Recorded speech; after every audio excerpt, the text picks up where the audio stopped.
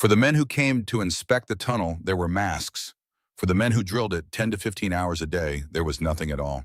The masks were the tell. Someone in that operation already knew the air underground could kill a man. That knowledge simply never reached the drill crews. It began far from the mountain. In 1927, the Union Carbide and Carbon Company wanted cheap electricity for a metals plant on the Kanawha River.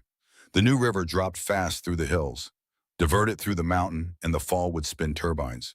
Power for making steel alloys almost for nothing. Carbide created a subsidiary, the new Kanawha Power Company, and put the job out to bid. 35 firms answered. The contract went to the lowest bidder, Reinhardt and Dennis. The first step was a dam below Hawk's Nest to push the river out of its bed and into the mountain, draining a 5-mile stretch of riverbed the locals came to call the Drees.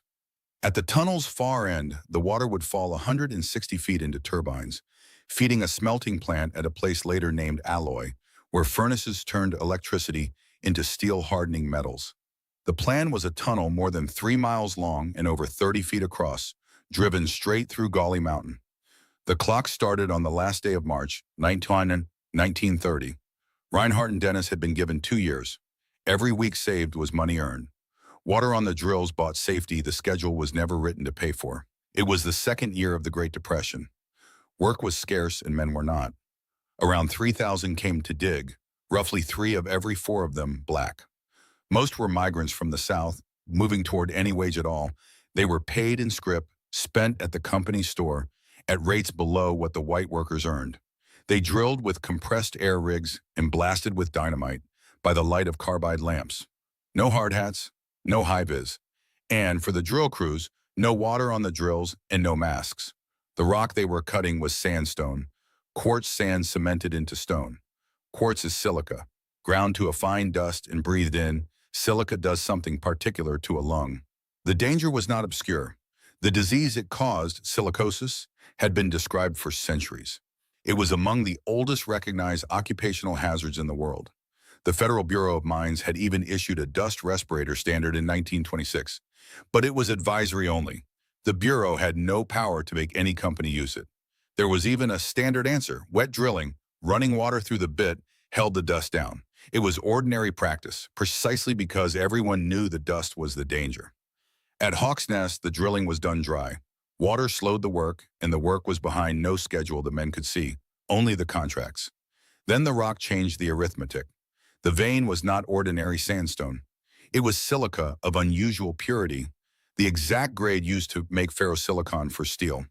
Carbide had walked into a mine it had not paid for. It chose to save the silica rather than spoil it, extracting the rock as the men bored, worth millions to the company. So the tunnel now served 2 ends: move the water and harvest the stone. Both rewarded speed. Neither rewarded the water that would have kept the men breathing. The crews cut 250 to 300 feet a week. The bore was finished in a little over a year, more than twice as fast as first projected.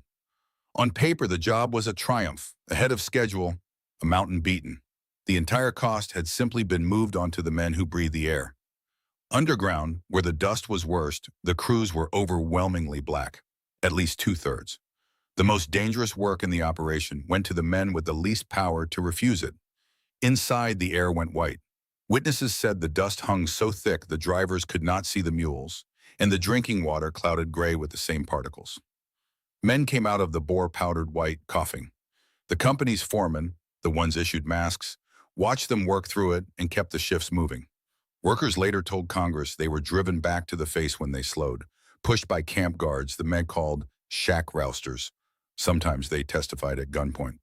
One 18-year-old, Shirley Jones, came for the wage, 25 cents an hour, 12 hours a day, $3 a day, enough to marry on. He was among the first of them to die. Silicosis does not wait a lifetime when the exposure is this heavy.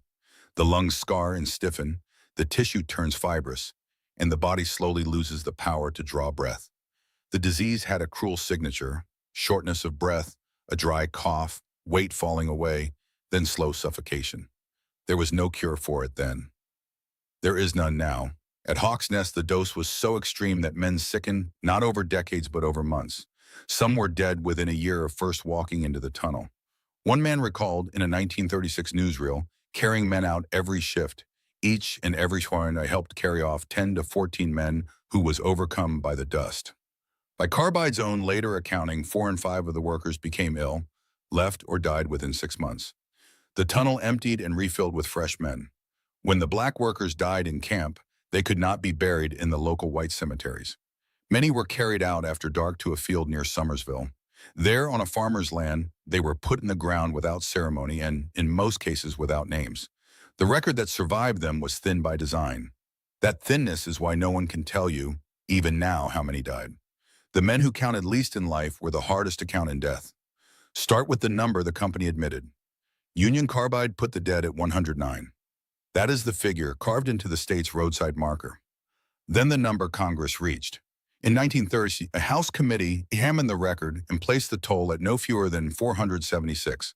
Then the number a physician reached. Martin Cherniak spent years reconstructing the payrolls and burials and concluded that at least 764 men had died. Broader estimates run past 1,000. There is no way now to close the gap. What is certain is only this. The smallest figure is the one the company chose. Union Carbide answered the committee with a report of its own, disputing the findings. The argument over the number began the moment the tunnel closed, and it has never fully stopped. The reckoning, such as it was, came in a courtroom. In 1932, a woman named Cora Jones sued Reinhardt and Dennis. Her husband and 3 of her sons were dead. Her case was one of 538. Together they asked for $4 million. The trial ran through 1933 and nearly 170 witnesses. The jury could not agree. Rather than try again, the sides settled. $130,000 for all of it, and the lawyers took half. For a dead husband and 3 dead sons, a widow's share of what remained. Neither Reinhardt and Dennis nor Union Carbide admitted any fault. Neither ever has, but the dying had grown too large to bury quietly. In 1936, the House held hearings, and the men who had survived the tunnel came to Washington to testify. The committee's finding was written plainly. The tunnel, it said, was begun, continued, and completed with grave and inhuman disregard for the lives of the workers. That phrase mattered because it was official. A branch of the federal government had put on the record that this was not an accident. It was a decision. The disaster reached the Secretary of Labor, Frances Perkins, who moved against the disease. Congress directed her to convene the first National Silicosis Conference that same year. Its 1937 report pushed states, one by one, to add silicosis to the illnesses covered by workers' compensation. The right to drill dry was quietly ending. Respirator approval programs took shape in the mid-1930s. The idea that a company owed its workers breathable air stopped being a courtesy and started becoming law. So something did change.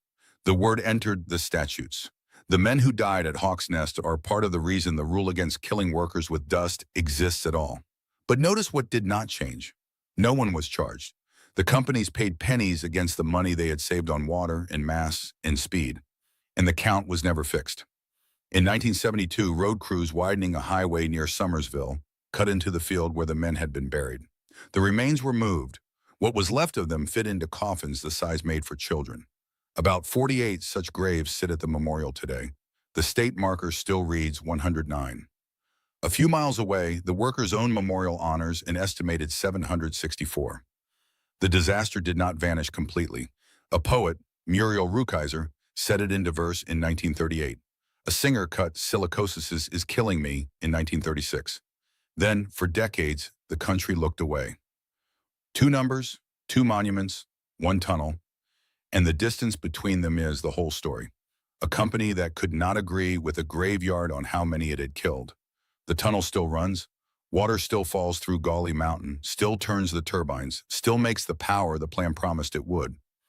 It works exactly as designed. It always did. The engineering was never the thing that failed. The decision about who would breathe the dust was.